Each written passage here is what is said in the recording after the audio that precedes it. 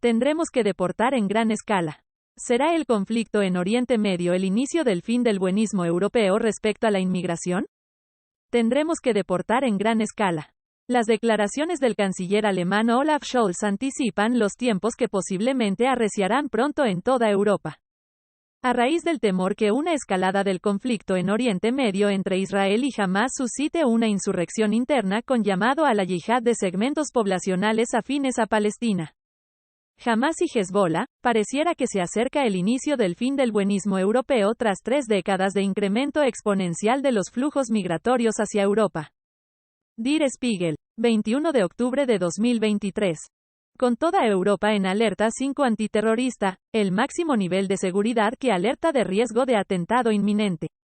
El canciller alemán Scholz protagonizó la portada del semanario alemán Der Spiegel por unas declaraciones tajantes que, si bien no han pasado inadvertidas en Alemania, tratan de ocultarse y minimizarse por los medios generalistas de toda Europa. Dichos medios actúan como aquel niño que se cubre la cabeza con la sábana en la oscuridad para defenderse del monstruo cuando tiene miedo. Sin embargo, para desgracia de todos y a diferencia del niño y su sábana, la inacción política para cortar los flujos de inmigración irregular y la cómplice infantilización de los medios de comunicación equivalen más bien a cerrar los ojos justo antes de tener un accidente, dejando con ello todo al azar para que las lesiones no sean fatales e irreversibles. Lo peor del asunto es que llueve sobre mojado.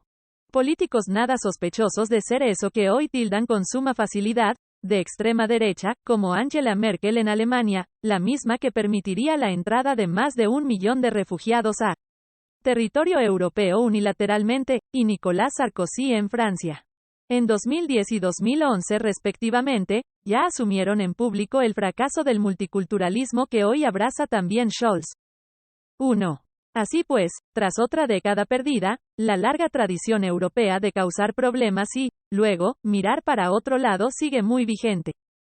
Como resultado del acuciante aburguesamiento y su enquistado placer narcisista de aún pensarse el centro del mundo, la europea es hoy una sociedad tan infantilizada, ineficaz y anestesiada como moralista.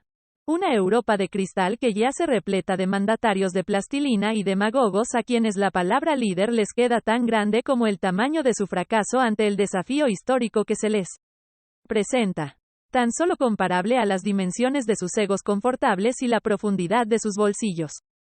Además de por las 2 guerras que se postran a sus puertas, los europeos se ven desbordados ante los flujos descontrolados de inmigración, la desinformación inducida, el silenciamiento intencionado, la insuficiencia de recursos para sostener una creciente sociedad multicultural en una sociedad globalizada, el cinismo político acerca de la imposibilidad de absorción cultural en un corto lapso temporal y la imposición de agendas supranacionales que condenan Europa al colapso, tal vez sea eso lo que buscan las élites globalistas.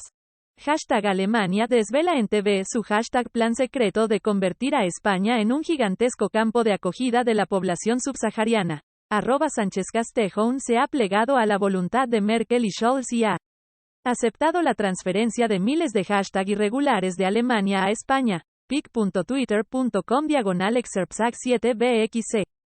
Guillermo Rocafort, @GuillermoRocaf1, octubre 29, 2023. Tan solo Hungría, Polonia y Eslovaquia, de 27 países miembros, se enrocan como punta de lanza contra el manifiesto golpe de Estado globalista a los Estados-nación que, entre otras, favorecen la impunidad respecto de la vulneración de la legalidad internacional en disposición de integridad territorial. En otras latitudes, además, impulsan procesos constituyentes y plurinacionalidad a modo de desestabilización y fase previa a una implosión desintegradora, léase, por ejemplo, Chile.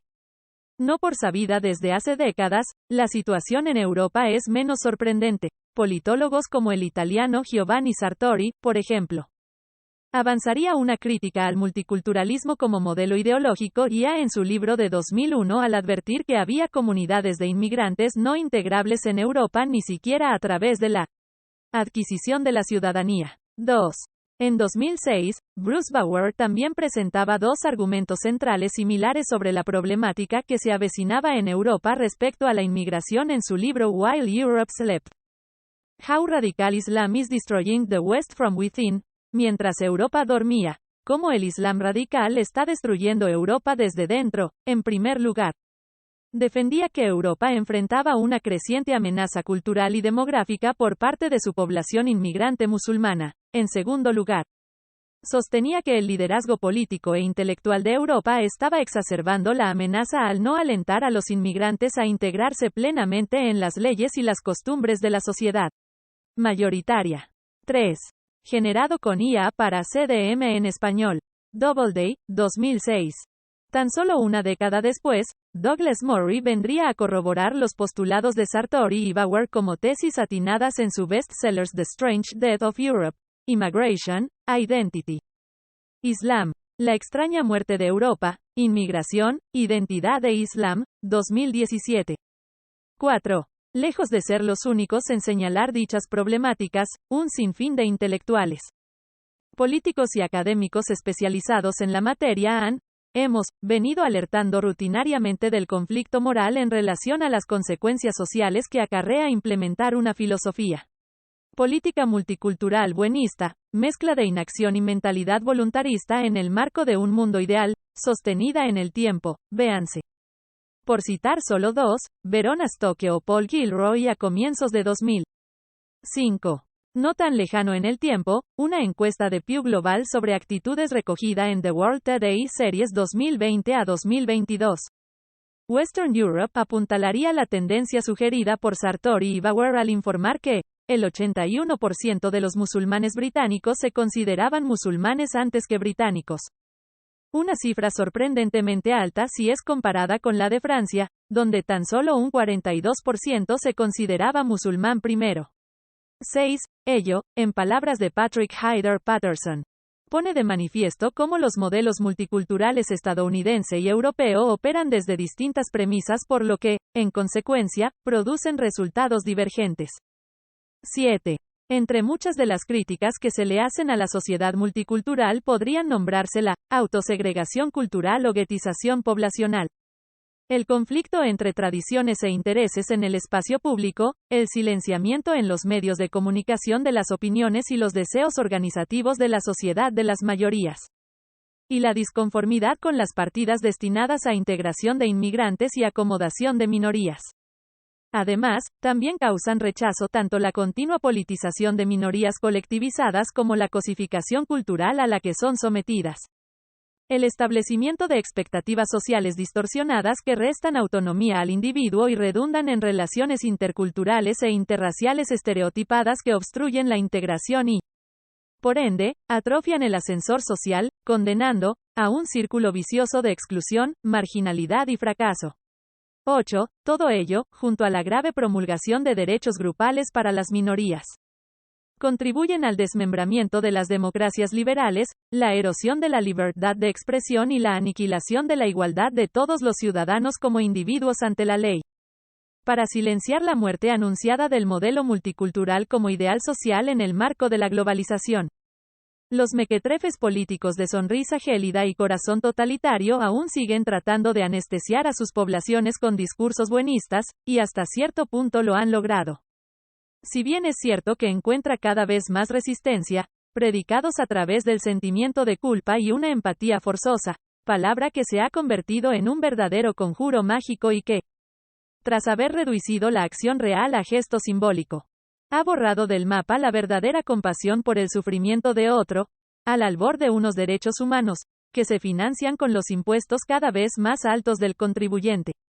Al tiempo que se encargan de cercenar toda disidencia por medio de la coerción punitiva de los estados con la promulgación de legislaciones difusas, por ejemplo, constitutivas de discurso de odio, que induce a una espiral del silencio cubierta por el pesado manto de la corrección política, cual telón de acero soviético.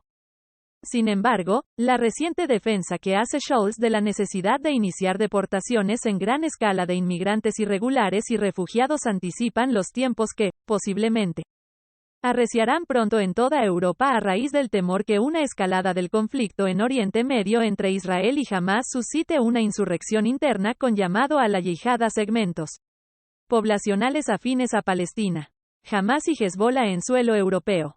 Con todo y con ello, pareciera, pues, que se acerca el inicio del fin del buenismo europeo tras 3 décadas de incremento exponencial de los flujos migratorios hacia Europa.